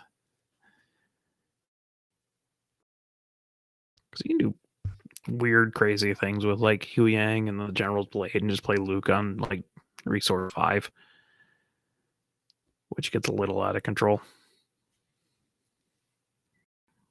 All right, this Iden green deck, not an ECL deck. This one's a little bit different too. This one seems to actually be running a lot more set 2 than we'd seen. And they've got Key main decked, which I think is very spicy. And they only have 2 Vaders. I've not seen anybody ever run just 2 Vaders, unless you didn't own them. I did when I didn't own 3 Vaders, but not only 2 Vaders, but like normally one of Vader's like favorite targets is the Death Trooper. There's only one of those. Yeah, and 1 main deck tech. Yep. Somebody wants their techs. Actually, the more impressive thing is that the top targets are all on the side. Triple top target on the side. It's kind of crazy to me. And all the like vigilance is on the side too. And only 2 of the calculating Magna droids. Like, yeah, there's a weird priority here of like they want 3 droid commandos, but they're willing to sacrifice 2 Death Troopers and 1 calculating Magna Guard to bring those droid commandos. Which, man, I don't know. I really would like to make those 3 droid commandos into 1 more Magna Guard and 2 more Death Troopers, I think. Yeah, especially because your separatist units are like Rune. Confederate courier and like the calculated mana guards themselves, right? I think No one's sturdy, really. Yeah, and those are your only separatists, and it's not like, yeah, it's kind of a wild. It's like a little it's like soft control, but not the way we've normally seen people run soft control. And Iden, It actually has 2 timely interventions too. That's interesting. Yeah, triple restock too in the side, which is wild. Like, what do you need 3 of them for? That is quite a lot. Especially 3 restocks, 2 vigilances. like what are you going to use more, vigilance or restock? Maybe we played against mill players. My meta is more control. I must mill harder. It's an interesting deck. We don't have to spend too long. I just was a little bit. I thought it was cool because they put a tech and like. I think that's a little more spicy. I was trying to get away with running 1 tech main deck 2 for a little while, and it never for me it worked out. Kira, it was. Though I will say I've gone down to 2 Death Troopers in Kira, but like nobody's running Grievous. Like, am I incorrect on Grievous? Like, does Grievous unit just suck? Like, I mean, he's got great stats. It's just at an awkward spot for blue villainy because usually your controllers are around like 3. So it's like you can play a guy, which you don't usually do in hard control, or you can like perilous position them or whatever, right? Or play a super laser attack or the client or your calculated man cards. I don't like the on play effect with Grievous just showing up, right? Magna Guards, I'm a Sentinel. Death Trooper, I do more damage, right? Even the Droid Commandos have an on play effect as long as a Separatist is around. Weirdly, I've only looked at Grievous as a 3 of as time has gone on in Dooku because I could maybe play him turn 1 because of Dooku's like give him a exploit, he'd be 1 cost, and I could sacrifice a Vanguard infantry to have a 5/5 Grievous on turn 2. Neat, but like it's just he doesn't do anything besides I show up with stats. Stats are great, they're awesome. He's probably still good, but there's just stuff a little bit above that like do things immediately when they show up that impact the board state. I guess I don't know. I like the Grievous for the turn 4 play to be able to have 2 spots for overwhelming barrage. I guess, and maybe that like between him and Kira, then I don't have to worry about them killing my Kira or killing my Grievous. I don't care which one they kill because I can overwhelming barrage off each of them and get the same result. Yeah, no, that's very reasonable. That was one of the things I found when trying Dooku Blue was like Grievous at least was a good solid choice to have a barrage source. And I wouldn't run him over calculating mag cards. I'll just say that. I'll also run calculating mag cards, but I would never run those droid. And I stopped running the client. I don't think if I want to heal, I just get top target. That's what I do. Or I have main deck vigilance, which I don't know why they don't main deck vigilance here. That seems a little odd, especially because they have 6 ramp cards in there too. So, also, do you need the client as much in Iden? Because you're already healing from Iden. To me, I no. wouldn't mind like 1 or 2 copies of client, but I don't know about 3 of. Yeah, I feel like I'd just rather have it in the side, honestly, and like kind of main deck the top targets if I really need the heal. Also, this is another villain green blue deck that chose not to bring a single relentless in their 60 or a power of the dark side. Oh, that's weird. Yeah, no power. I got 3 takedowns and 2 fells, but no powers. I need my timely interventions in main deck tech instead. Clearly. And yeah, I would drop like 1 of those restocks to 2, put tech in the board, put it, and then maybe drop a timely to 1, and then or take down to 2. So I would have 2 powers at least or something like that. I don't know. And 1 Snoke is weird too. Snoke can shut down games completely. Especially against aggro. Like, yeah. I don't know. Yeah. Anyway, maybe over there because I'm control. I need the relentless. This is America, man. Yeah, this is Chicago. This is driving distance. This is water in Chicago. Are they getting out of Lake Michigan? All right. The last one is just a Spain one. And there was a Han Blue 2 that won the Spain one. Now, this was a lot smaller. This was a 37 plus. We have Han Blue versus Green Sabine. Then we had a Han Green and a Django Green. And then we had a Palpatine Chancellor Blue, which I don't know why they call it Palpatine 3, because, like, we only... Set 3? I guess. 3, yeah. All right. Just call it Sidious. It's so much easier. It's very clear. Nope, we're not going to do that. Nope. I'm not going to do that either. And then we had 2 Pelp red or yellows and a Pelp blue show up in the top cut. So, like, I don't know. There must not have been that much aggro or something, because I don't know how, like, 3 of those get into top cut. Well, you see, the Sabine got in second, right? So they probably Yeah, got one of the past aggros made it. Yeah. So, and for clarification, those Hans, the Han Blue and the Han Green were the red Han and not the yellow Han. oh, sorry. Han 2, old man or young boy, baby Han. Red Han, same amount of syllables. Baby Han. More clear. So this is the Han Blue deck, and this is almost identical. Outside of they swapped out the Perilous, whatever you want to call them. The lead swapped in 2 Perilous position for making openings. 1 Chewbacca and 1 takedown, I think. Well, I would assume it's for they used to run make an opening used to be in Han Blue, so. I got only 1 takedown and 1 Chewbacca, so I don't know. It's your pretty standard blue red Han deck with a main deck tech and missing a K2SO. It's in the side. There's a whole lot of 1-ofs at the side. 1, 1, 2, 1, 1, 1, yeah, 1. where's JJ? Will we need him? Yeah, this is a JJ deck right here. JJ likes to run 1 of everything. I don't.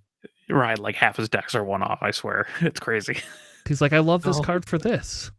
So, nothing super special about this deck. We'll kind of move on. The Sabine one is a standard Darksaber Sabine with a Jyn Erso on board. And main decking Ketsu. Ketsu. I don't like it. Yeah, this is a weird one to me. Right. Like, I know Sabine's, like, switched over to, like, main boarding the Bright Hopes, right? In, like, if they're expecting a lot of Jangos, which makes sense. This one has on the side, which is respectable. It just seems like nothing changed. They're just like, oh, I have 2 Jyn Ersos now, so I guess I'll throw it in there for funsies. They don't want the medal ceremony, I guess. Oh no, and only 2 rebel assaults? What has happened? 3 timelies? Do you need to ambush that much? Man, I sure would like some medals and another rebel assault. I mean, what are you going to... Okay, what do you ambush outside of Wrecker that has Overwhelm in this deck and K2SO? That's it. Those are... You have 6 units that have Overwhelm. And now you have 4 ECLs. It's not unreasonable in certain matchups to, like, want to, say, ambush a Fleet Lieutenant and then have it hit something so that you can hit something with... It's also on play effect big. You could also ambush the Fighters for Freedom to get rid of, like, an early shielded unit. Sabine, even. I mean, the mirror matches is where you get, like, turn 1 or 2, you're using ECL. So, like, timelies later are helpful, but I don't think I've ever done 3 timelies, even in 60. Also, triple main deck Fighters for Freedom seems a little bit weird to me as well. Especially, you don't have, like, insanely high density of red cards. I mean, I guess you have more with Jyn and Ketsu, but it's the triple Fighters is less weird than triple Ketsu and double Jyn. That's all. I agree. 5 and triple drop timely cards that are 2 health units, which are much more easily removed. Interesting, I guess. Good on them. We'll say. Spain will realize that a set 3 came out soon. So this was the Django Green deck. And again, we have a lot of 1-offs. They put a 1-off clone and then only 1 Bosk. So, like, we have 1 Bosk main deck. And 1 CAD. And 1 CAD main deck and 1 clone, because we got a clone 2. something. Now there are 2 of them. Side. Outmaneuver is weird. And they have 2 Vaders and 3 Malts. 1 and 2, now there are 2 of them. Like, so I gotta deck. ask: is this deck like not built to use Django's ability? Are they just like hey, I like to play Boba, so I'm reshelling this into a Boba build. Like, what they got- taps down stuff other than Bosk? They got the P38. ISBs, they got the Salacious, P38's Bosk's ability, P38s. my one-off Bosk ability. Watch. Give me more of those Bosks.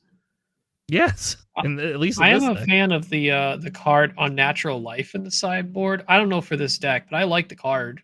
I tried it out in Watt yellow decks. It's pretty hilarious to like bring something back from my discard pile and then buff it up with Watt. It hit really hard. Yeah, it's kind of just one. That's the craziest sideboard I've ever seen. That is the most like niche sideboard I've seen. Just one outmaneuver, double Frozen and Carbon, double Unnatural Life, double Shadowed Intentions, one Change of Heart, and double two sides. What they wanted is against? they wanted the scheme of it, right? So they wanted the visuals from the artwork for those cards, and they're like, oh, these are really cool. I want to play them. I got a hyperfoil of that Unnatural Life this weekend, so There you go. I will play it just because it's a hyperfoil and it looks amazing. But they made their side deck of nothing but the hyperfoils they own. Yeah, so that would be a JJ thing. But yeah, I don't quite get this deck, honestly. And it also seems like you have a lot of, I mean, besides having a lot of one-offs and a one-off clone main deck, you also have like two-offs of cards you don't typically see two-offs, right? Like you got two ISB agents and one Greedo and two Bobas and two Defenders. It just seems very strange to me. And look, another deck that has only two Vaders, right? I was about to say the two Vaders. Yeah, especially because you have a clone. You could literally make a. You don't need to have clone. You could just run another Vader. They cost the same. So, I don't know what the clone's doing. What's yeah, but we already talked about that like 3 months ago, Alex. You just run 97th Legion. Then we had that conversation a while. So just run 97th Legion. Yeah, I'm just a little bit confused. I don't know. I mean, they did really well, right? Presumably. Yep. So here, this is the one, and then this is the Palp Blue or the Chancellor Blue deck. I don't know how to go over this deck because I haven't figured out how to play this character yet. I don't know. Ryan, I heard a rumor you were playing around with trying to make a Palpatine deck. Oh, me? No. Other local friend? Yes. But I kind of help him kind of figure out some of the early things you need to do with it is one, this is the easy part. A majority of your 2-drop units, your starting units, should be hero, because that's the side you start on, right? Mm-hmm. But in particular, you really want hero units that can trade into opposing units. So you need like those the 3 attack power, 2 health. Your Lothal Insurgents is good. You get the restore with the Arc 170, which is solid, and there's a lot more space units with 2 health and 3 health, so that's all right. Wheel, I mean, there's a lot of blue cards, so good draw potential. R2 is just a straight good card. But generally, turn one play in Sidious, though. Yeah, like you want more attack power than health just to throw your hero unit in. I personally would prefer a majority of my mid-game villain cards to be somewhat low cost, like the Power of the Dark Side. It's perfect, right? It's 3 cost. Whether I play it on turn 2 or play it on turn 3, whenever I want to set it up, I'm looking for like low cost, easy to play villain units. The Childson's pretty solid. There's a lot of blue in the deck overall, just like we mentioned with the Queels. The Geonosian Starfighter there, the 5-cost exploit. If you can't kill your own, if you can't get one of your first units to die, you can kill it with the exploit and bounce one of their stuff back into hand, which can essentially affect the board in a very similar manner. So I actually really like the Geonosian fighter in this type of deck. But the scariest thing about this deck is if it gets to the top end and plays a combination of like Luke and Snoke and or Avenger. Like Luke with one of those 2 cards is just game ending if your opponent isn't also a villain blue that can just play Super Laser Blast to clear the board. I don't know if I've been in a more shut down end game than a Luke with a Snoke on board. Yeah, I've messed around with like Sidious blue decks before. I feel like you need Sentinels in there because one, your leader doesn't deploy ever, so you don't get that reliable body to take something out. But two, it's like sometimes like you're actively trying to trade your hero units, so you need to make sure. Okay, so if you're on your villain side, your opponent should just kill all your hero units because then you can't flip next turn. So having Sentinels helps you prevent stuff like that from happening. It's wild to me that they're not running like Cad Banes in this deck because Cad Bane is very, very strong. Yep. And like from what I've played and found out, it's like you kind of want like your 3 drops to be villains, your 5 drops to be villains, your 7 drops to be villains, kind of like alternate like that, and then like work it out in between. I definitely would run things like No Good to Be Dead because it's a cheap villain card and it delays things more. You want to get to your end game here. The triple vigilance main deck seems kind of crazy to me. Yeah, like on that 6. I mean, there's not a lot of stuff in here to play for 6. That's not too crazy the way they've constructed it. Yeah, but it just seems like, a little unnecessary. I think a card I really like in this that isn't featured is like Forlom, right? I know you specifically point out like odd numbers, but sometimes you don't get to flip the turn 2 with Palpatine. So still having like a Forlom that has immediate on play effect with the ambush. You could do 3 Forloms and like 2 Zuckuses or something. I don't know. People You have kind of want developed to this a blend lot it. further down than I have, just knowing that finding ways to get your hero units to trade into their units, find ways maybe to destroy your own units with that Geonosian Fighter, I think is a really solid You should choice. have a 3 of Mixing, that in every Sidious deck. I think so too, yeah. And just mix in those cheaper event villain based stuff so you're not worried about like specifically needing to play a unit on a certain turn. I think you talked about No Good to Be Dead. We have the Power of the Dark Side. The Chilled Sin, if you have enough blues, should be solid. But I think the biggest things are getting to Luke, Snoke, and or Avenger. Just Luke combined with either one of those two, it's pretty tough. What are you gonna do? You can't kill both of them. Watch me. Yeah, no, I mean, like you do want to like have a little bit of a blend, like Chilled Sin at 4. Like you can just play him first and then like flip over to the Chancellor side. So you can still kind of modulate that. I don't think the client in this case is particularly effective. Or like Lom Pike. I don't get the Lom Pike. I mean, it's nice to have Sentinel, I guess. It just seems Maybe like Smuggle. yeah. That's the thing. I think the Smuggle app might actually be really good for that because it allows you to play a villain card later in the game that you've stored that you might need to flip back to the other side. Yeah, that's my assumption is that's why those Bazines are in there too, for the pure fact that you can use that later on, and then you don't have to worry about it affecting your Chilson numbers. I mean, the Chilson is actually a really good call. I mean, this is a very blue deck. Like, this is definitely a very blue deck. So, and Sidious has a built-in draw engine, so you're actually going to get a bigger card. Chilson. Yeah. Like, so being able to hit, like, my guess is that's a big play with that. Yeah. All right. One of my buddies, he's been working on like a blue Sidious deck for a really long time, and it's I think a little bit better than this one. It's more refined. Well, maybe we'll have to have your buddy on and we can talk through it. I've been very interested in that. I just don't know if that's the case. If it's just going to be good enough to... I don't... It did well here. I guess there you go. It made top 8 here, so maybe it they just seem pretty... What I still don't understand fully yet is after getting the pattern, understanding how you need to play it, is this Pelt Blue soft control? Seems like it. It has some essences of hard control at the same time. like understanding where it plays, and like then when it has to play against other soft control or other hard control, like when is it the one that needs to be the beatdown versus the control in the matchup. So I don't think this deck that, can that be I'm the unsure. beatdown. That's the problem.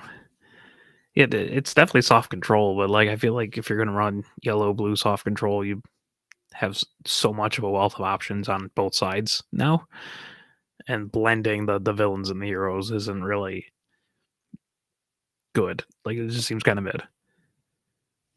I mean, I got top 8 though, which is the highest I've ever seen a Cities deck go. So Yeah, there's that, I guess. somebody make a really good one. I want to play double yellow city. It's just so I could play Jar Jar Binks. That's all I care about. Just want to play Jar Jar. Also play the new city as unit too.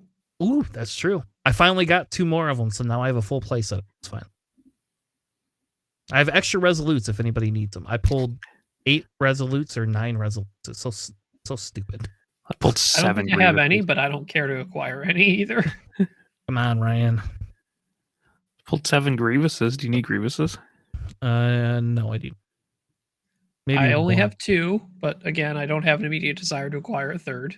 I've pulled 9 Foresights. Cool. I pulled 5 the 5s future in a very box. well. It's great. I love it. But yeah, All right. yeah, that's it. As we close out, like that's the big thing. Like, so we've seen the meta. I think some of this Palpatine stuff maybe is a Euro thing. Like, I don't know how well that would do in the States, but I think it's worth giving it a shot. At least I want to give that a shot and be the annoying player that plays that with Relentless, though. I will not forget my Relentless. Eat your Relentless veggies in case the boss blue shows up. My yellow Palpatine main decks, the Relentless and sides the Devastators. Yeah. You know, that's what I did when we went to the PQ in Chicago. I main decked Relentless and Kira just for the Bosk Blue and other control. That's literally what I did. And I had to play 2 Bosk Blue, and a Han Blue. So, I mean, in that case, it worked. So if we see this as the meta, is there any other leaders that we see or feel are going to be something that's going to come out, that could come out as potential? Like, we haven't seen a lot from Quinlan, but I really feel Quinlan's like something that is poised to kind of be there. And maybe people aren't running Quinlan yet. I don't know, Ryan, what do you think? Is there something else that you're seeing or something else you feel that may be missing from this meta that could compete in it now that Boba's not here? I mean, we had a little bit of Quinlan Green show up during the SCG Columbus weekend. We had one in the top 8 for Friday and one on Sunday. I think those decks are still iterating a bit. They flow back and forth whether they want the 30 health green or the ECL versions, depending on what may be in their meta, what they're expecting. Like the ECL one might be necessary for dealing with more Sabines, whereas the 30 base one helps a little more to Django. But in either case, like, can Quinlan handle if Palpatine shows up more or if Bosk Blue shows up more? That I'm unfamiliar with to know how it handles against control. I know Anakin Blue can sometimes have issues into control. So, like, does Anakin Blue or does Quinlan Green have better matchups into control? What can handle, like, the aggros a little better? And then also, I think a surprising one we haven't really seen much success with or show up with is the Quinlan Tarkin Town. Like, that was people's like, oh, this is my hero Cad Bane, right? Like, I can now play the ping Tarkin Town game as well, but I get to do it in the hero package with more force stuff, with like force throw and a crazy amount of hand hate potential between force throw, spark of rebellion, pillage K2s. if you want, K2s, right? Foes. You can do massive hand destruction with hero red yellow, and still have some pretty strong units to try and close out the game from there. So after that, I mean, we saw a little bit of Luke from Phil over that same SCG weekend. That one, when I was discussing with Phil, like when we were trying to figure out what route he wanted to go during that weekend, he was like, do I go a little more removal, play like soft control? Or like how, like he didn't know how many events to bring in. I asked him, I said, well, I think you need to decide, like, are you going to act like a soft control deck, or do you want to be what I would call big mid range, damage, which is kind of what Palp does. Like you're just trying to get the big stuff out really quick, take advantage of it, ramp in some manner. And he went the big mid-range route with like the Dispatcher, the General's Blade on like a Barris offie turn one with a shields, crazy stuff like that. That type of thing can actually just like steamroll a game, like snowball it completely out of control if you can't handle a Barris with a shield and a General's Blade on turn 2. But I mean, Barris obviously as a 1/1 is just super susceptible to ping damage too. So like there's certain matchups where you just can't ever play that Barris. But I knew Luke would be very annoying to deal with for a Django player because the shields completely negate the ability to tap something down. So like there's probably a more refined version of Luke Green that could surface up, which is, as Alex likes to point to, the green blue hero combination of some regard. I think is a strong archetype that was held down a lot by previous Boba existing in the field. And I think so too. I think Luke always. What happened to Vader? Like, why is Cad just that better of a pinger than Vader? It's tough. Like I think a lot of the Vader decks just have issues competing. Like one of the best Vader ones was Vader Blue. Well, Bosk Blue currently does that better. And then all other versions of Vader just have issues handling Sabine. Like Palp can do Palp can do things better than Vader can, especially getting to his end game quicker. And then on top of that, you're looking at a deck that's also super susceptible to being DJ'd by a Han 1 yellow. So true. That's a good point. Combination of that being pretty rough overall. I think there's still some stuff for like Krennic, honestly. Just that extra attack for damage. I think there's some stuff around there. I think there's still stuff with Kylo. We haven't really seen it too much, but I think he's pretty solid. And I think there's some stuff to Maul. I don't think it's like a crazy A-tier deck, but I still think it can be really solid if you do maybe like a green like ECL. Just kind of ECLing Darth Maul out is just a massive tempo swing that is hard for your opponent to recover. And it's hard to backpedal against a Maul deck, especially if you're just like, well, I'm going to drop a Sentinel here, and they're like, cool, I have Overwhelm anyways, so you're still going to take damage. So if Maul, because Maul can attack 2 units, if you don't ECL him out, but you just play him standardly, and then you use Maul's action next turn to swing out, use both of them go as Overwhelm to the base, correct? That's how that works. Yeah. But there's probably some villain green red deck that probably needs to be a red leader so it has an ECL base to really take advantage of that new Darth Maul legendary for sure. I do want to echo that Krennic though too, because in a world where there's a lot of pinging, that means your units are getting damaged, which means they're actually getting buffed up on their power with Krennic's ability, which can be pretty scary if you look at that combined with better overwhelming barrage targets. Like you only get to target town once a game. If the Djangos are pinging a unit just to tap them, but they're also getting powered up for a future overwhelming barrage, that's concerning. Yeah, I did find when I had to play against Kira, that was the worst play as a Django player, was if you tap something down that had like 3 or 4 power, they could wipe 2 of your units off the board if you're careful, and that was not fun. Green blue just really strong in both aspects of hero and villainy, honestly. Yeah. Well, all right. Any other ruminations or anything else you want to say before we wrap up for the night? No. I think we've said quite a bit. It's also very late, so. All right. Well, Ryan, thank you so much for joining us. It was a pleasure to have you on again. I don't think we've had you on like for over a year. I think it's been like over a year. Was it maybe 2 years? I don't know. Time flies. Who knows? Yeah. I'm old now, so. It was before SWU days. I know that much. Yeah. So anyway, thank you so much for joining us. We'll be back next week on Sunday. Look for our podcast, and we will see you on the Flippity Flop. And thanks for listening.